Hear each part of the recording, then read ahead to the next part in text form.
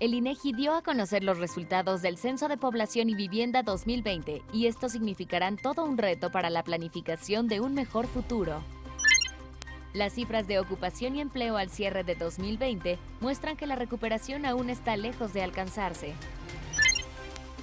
¿Cómo vencer el impulso para consumir pidiendo prestado y sumarse a una cruzada nacional contra las deudas?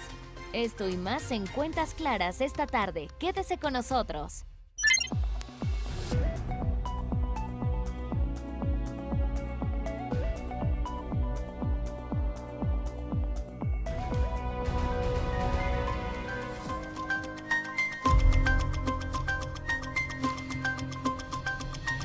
Muy buenas tardes, soy Raimundo Tenorio y me da mucho gusto darle la bienvenida a Cuentas Claras, un programa diseñado pensando en usted y enterarle de lo que acontece en el mundo de la economía y las finanzas, pero sobre todo para contribuir a que usted tenga cuentas claras con información útil para su vida cotidiana. Para mantener, como siempre, una comunicación cercana a usted y escuchar y leer sus comentarios, le compartimos nuestras redes sociales de la Agencia Mexiquense de Noticias para que nos siga y nos escriba en Facebook y en Twitter, @AMX Noticias y @Raimundo Tenorio.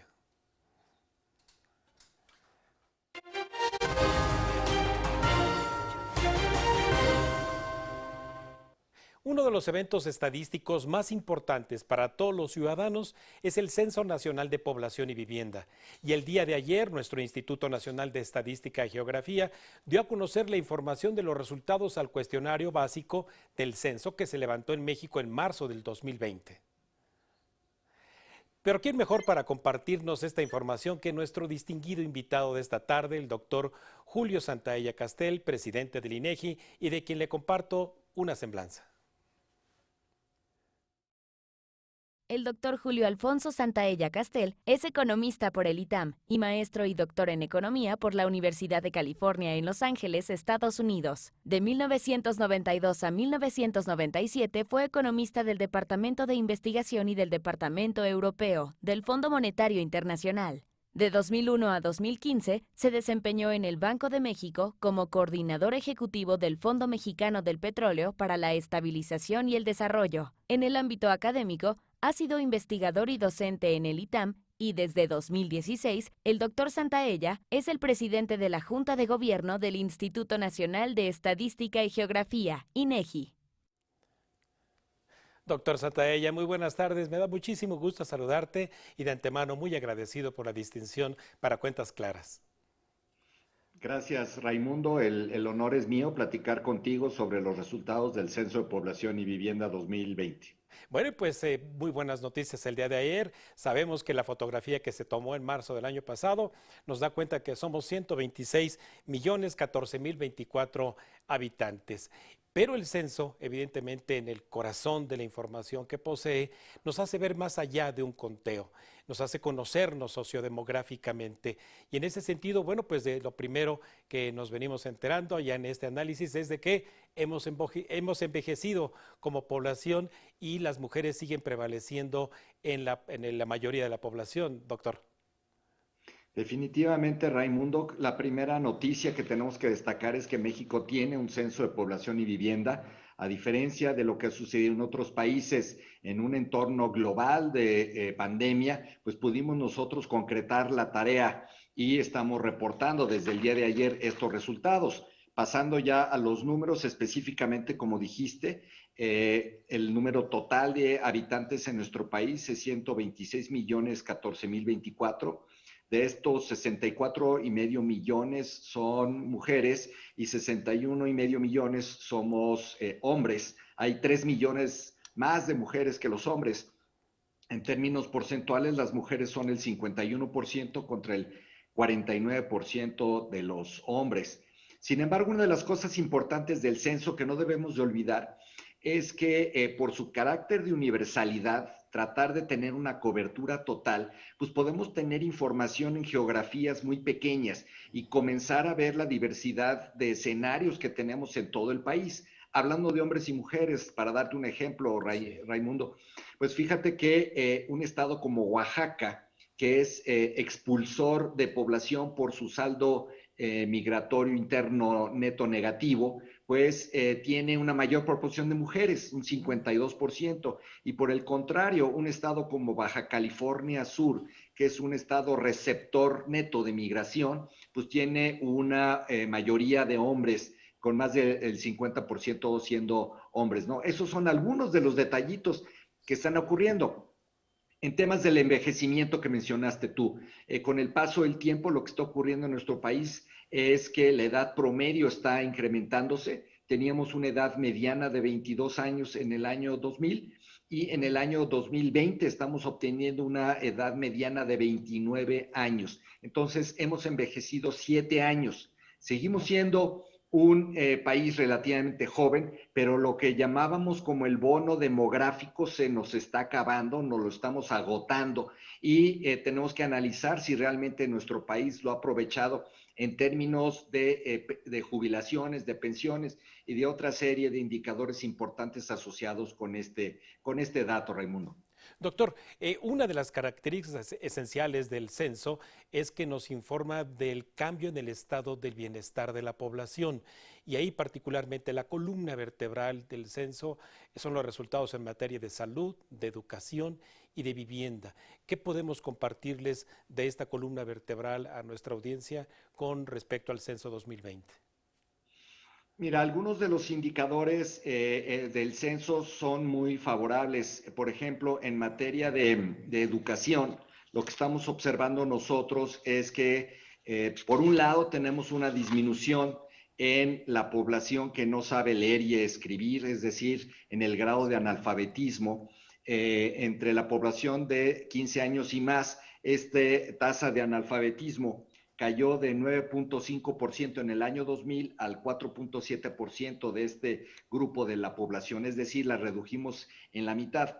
Aún así, estamos hablando que todavía tenemos 4,5 millones de personas analfabetas en nuestro país y desafortunadamente es mayor prevalencia en el caso de las mujeres. El espejo contrario en materia educativa es el incremento en la escolaridad promedio de los habitantes de nuestro país. Para el mismo grupo de 15 años y más, el grado escolar promedio se incrementó de 7.5 años a 9.7 años en estos 20 años.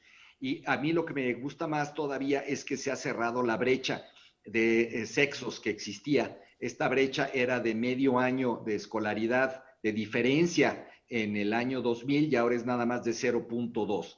Ese es un dato yo creo que muy favorable. En términos de salud es mucho más difícil tener los datos precisos porque aquí es muy importante dos cosas, no solamente la cobertura muy básica, universal de salud que se debe pretender. De hecho, tenemos que en nuestro país 92 millones 600 mil personas reportan tener algún tipo de afiliación a una institución de salud, siendo la más numerosa el Instituto Mexicano del Seguro Social, pero tenemos diferencias muy importantes en cuanto a las coberturas que pudieran estar existiendo con los cambios institucionales en nuestro país. Como sabemos, en el 2019 se sustituyó el Seguro Popular por el Instituto de Salud para el Bienestar. Y por lo tanto tenemos ahí una discontinuidad que es muy difícil de poder darle seguimiento histórico a lo que está ocurriendo. En materia de vivienda, yo creo que son más claras las conclusiones, Raimundo. Son indicadores muy básicos de lo que está ocurriendo en la vivienda, pero en términos generales tenemos definitivamente mejorías en las características de estas viviendas. Tenemos que, por ejemplo, el acceso a agua potable, ¿no? Se ha incrementado, por ejemplo, en el año 2000 el 58% de las viviendas reportaban tener acceso a agua entubada dentro de la vivienda y de este 58% pasamos un 78%. Es un incremento de 20 puntos porcentuales en el acceso a agua entubada. Algo similar está ocurriendo en materia de drenaje. El 64% de las viviendas reportaban estar conectadas a la red pública de drenaje en el 2000 y de este 64 pasamos a un 78%. Entonces, definitivamente estas pequeñas indicadores materiales me están sugiriendo que tenemos una mejor condición de vida, al menos en aspectos muy básicos, Raimundo. Sí, sobre todo porque estamos hablando de salud, educación y vivienda. Y particularmente, doctor, también algo que llamó mucho mi atención, yo estoy seguro que también de ustedes, son los datos con respecto a las personas que desafortunadamente tienen una limitación física o mental, la llamada discapacidad. Y ahí estamos hablando de un 16.5%, es decir, 1 de cada 6 mexicanos tendrían alguna condición que limita su vida económica. En razón de ello, el censo nos agrega más acerca de la composición de estas discapacidades. Sí, por supuesto. Fíjate que ese fenómeno de las limitaciones es muy complejo Sí, porque en realidad estamos identificando tres grupos diferentes. Algunas personas que tienen un problema de dificultad para hacer alguna actividad básica, una limitación. Algún otro grupo de personas que tienen un grado de limitación mucho más severas, que es verdaderamente discapacitante, sí. y esas son personas con discapacidad. Y luego tenemos otro grupo que se caracteriza por tener algún problema o condición mental, de tal manera que si nos enfocamos solamente en el segundo grupo, Sí. tenemos que 6.2 millones de personas son personas con discapacidad. Esto es poco menos del 5% de la población. Y Ujú. muy importante, en estos resultados que estamos dando a conocer, podemos saber características básicas de estas personas. Son principalmente personas de mayor edad, están muy concentrados entre las personas mayores de 60 años, y podemos saber qué tipo de limitación es de la que padecen. La más frecuente, fíjate, que es la dificultad para poder caminar, subir o bajar escaleras, porque 48% de las personas con discapacidad reportan esta dificultad. En segundo lugar, es la dificultad para ver aún usando lentes, que es del 44%, y en tercer lugar viene la dificultad para poder oír aún usando aparato auditivo con un 22%. Entonces, claro que podemos conocer, y muy importante, Raimundo, Sí. sabemos dónde están. La riqueza del censo es que podemos bajar a geografías muy puntuales y decirte, en tal Claro. municipio hay este número de personas con discapacidad, y por lo tanto podemos diseñar políticas públicas muy focalizadas para atender estas necesidades. Eso es sobre todo el diseño de políticas públicas a nivel local, es decir, a nivel de municipio, a nivel de estado, y particularmente el día de ayer que yo revisaba los datos del Estado de México, verdaderamente, bueno, hablar de 17 millones de personas en el Estado de México es hablar, por ejemplo, que el municipio de Catepec sea equivalente a la población de Baja California Sur y de Campeche. Y este mosaico, evidentemente, que nos favorece INEGI. Finalmente, doctor, con respecto a la situación conyugal también, quizás otro dato que les pueda llamar la atención a nuestra audiencia. Mira, la situación conyugal ha venido cambiando a lo largo de los años en nuestro país y de hecho en todo el mundo. Es Sí, algo que ya venimos observando también en las actas de matrimonio y en los registros de divorcio. Lo que está ocurriendo es que las sí. personas optan por tener uniones que no están, digamos, bajo un régimen civil de matrimonio. Las personas que están casadas disminuyeron en un porcentaje de 44,5% en el año 2000 a un 35% en el año 2020. Es casi una disminución de 10 puntos base. Por el otro lado, se incrementa el porcentaje de personas que reportan unidas de manera libre, es decir, en unión libre, Sí. del 10.3 al 18.3 en estos mismos 20 años, un incremento de 8 puntos base, ¿no? Entonces, este es el cambio más importante. Tenemos pequeños incrementos en las personas que refieren nada más a estar separadas, en las personas que reportan estar divorciadas y también en las personas que reportan ser viudas o viudos. Vaya, doctor, no, pues sin duda que la riqueza que tienen estos verdaderos datos con respecto al estado de bienestar de la población, cómo evolucionó en los últimos 10 años, merece un escrutinio cotidiano. Muchísimas gracias, doctor Santaella, como siempre, te mando un fuerte abrazo, síguete cuidando y ponemos en la parte baja de nuestra pantalla tu Twitter para seguirte a diario, porque diario tienes muchísima actividad compartiéndonos información a los mexicanos.